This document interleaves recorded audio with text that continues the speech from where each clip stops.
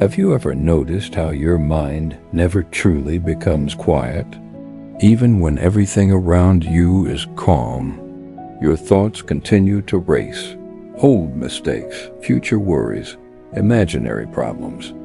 And sometimes you wonder, why can't I just feel peace? Jack asked himself that question almost every day. From the outside, Jack's life looked perfectly normal. He was 27 years old, living in a busy modern city filled with endless noise and movement. He had a stable job, a comfortable apartment, friends who cared about him. But inside his mind, there was chaos. From the moment he opened his eyes each morning, his thoughts began running like a machine that refused to stop. He replayed awkward conversations from years ago. He worried about mistakes he might make tomorrow. He imagined arguments that had never happened, problems that did not even exist yet. His mind was like a storm that never passed. Because of this constant noise, Jack could not truly enjoy anything. When he went out with friends, he was still thinking. When he tried to relax, he was still thinking. Even when he tried to sleep, his thoughts refused to rest. Slowly, quietly, Jack began to forget what peace even felt like.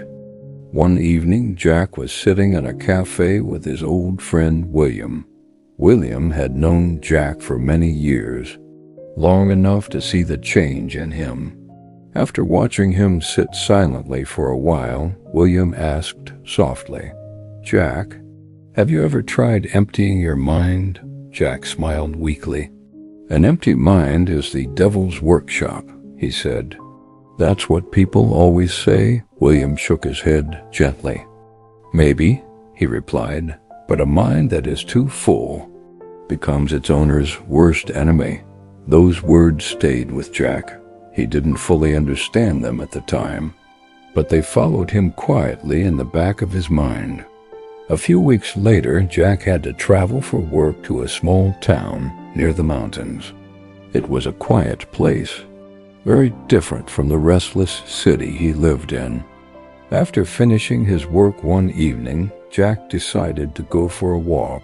The narrow streets were peaceful, no loud traffic, no rushing crowds, just soft wind moving through the trees.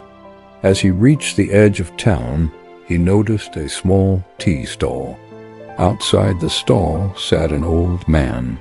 The man had white hair and calm, gentle eyes. He wasn't looking at his phone. He wasn't reading anything. He wasn't talking. He was simply sitting, quietly watching the mountains in the distance.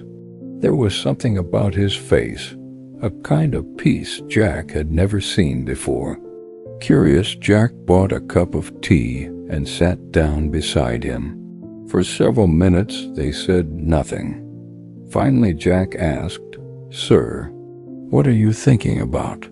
The old man smiled slightly. "Nothing," Jack frowned. "Nothing? How is that possible?" The old man took a slow sip of tea.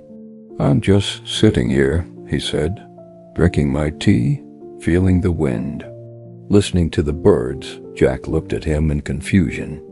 "But thoughts must still come into your mind." The old man turned toward him. "Tell me something," he said calmly. "How many thoughts are in your mind right now?" Jack opened his mouth to answer, but suddenly 5 different thoughts rushed in at once. What should I say? What does he mean? Why can't I answer? This is strange. Maybe I'm overthinking again? Jack fell silent. The old man smiled. "I can see the answer on your face," he said. The next morning, Jack began driving back to the city. For the first time in a long while, he did not turn on music. He did not check his phone. He simply drove and watched the world around him. The mountains slowly changed color in the early sunlight.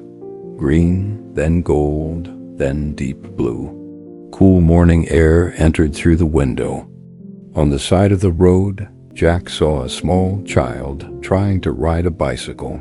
The child wobbled, almost fell, then caught balance again and laughed.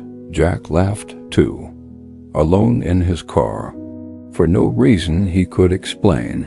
In that moment, there were no old regrets, no future fears, no heavy thinking. There was only the road, the sunlight, the wind, and a small child learning how to ride a bicycle. And somehow, that moment felt like enough. When Jack reached home that evening, nothing outside had changed. The same apartment, the same city, the same busy life. But something inside him had quietly shifted. He finally understood something the old man had shown him. Peace is not something we find by thinking harder. Peace is not waiting somewhere in the future after all our problems disappear. Peace already exists inside us, hidden beneath the noise, hidden beneath the weight of thoughts we keep carrying. When the mind returns to this moment, just this one moment, the storm slowly becomes quiet. That night, Jack closed his eyes.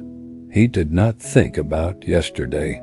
He did not worry about tomorrow. He simply felt the pillow beneath his head, the calm of the room, the quiet sound of the night outside his window. And for the first time in years, his mind finally rested. Moral of the story: thoughts are not the problem. Holding on to them for too long is. Peace begins the moment you learn to put the stone down. Sometimes the mind becomes quiet, not because life is perfect, but because we finally stop carrying what was never meant to be carried.